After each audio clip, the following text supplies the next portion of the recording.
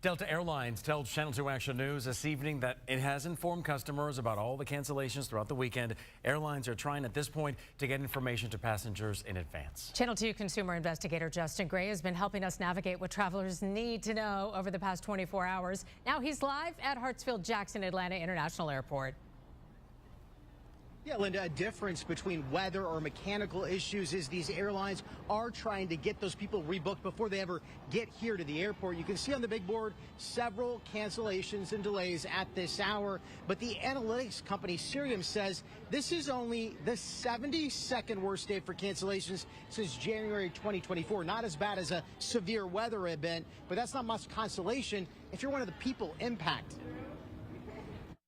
We're lucky we have a flight back home. It was beginning to look like Miami residents Pavel Gutierrez and Jacob Gonzalez were going to spend what was supposed to be a weekend visiting a friend at college in New York right here inside Atlanta's airport. It's from Fort Lauderdale to Atlanta, from Atlanta to Syracuse. Got canceled in between, so we've just been stuck here. Airlines are trying to avoid these kinds of headaches by canceling flights and rebooking passengers in advance. Delta tells us, quote, all planned FAA directed flight cancellations for November 7th through 9th have been completed.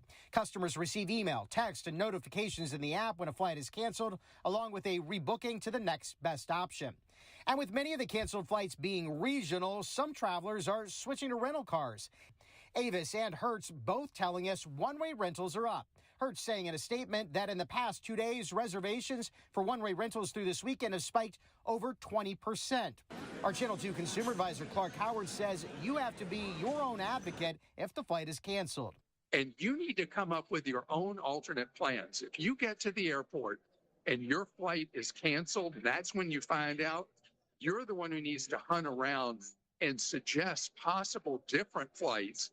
The earliest flight Pavel and Jacob could get to Syracuse was Monday, so they're flying back to Fort Lauderdale instead and are counting on the third-party insurance they purchased to reimburse them for this mess.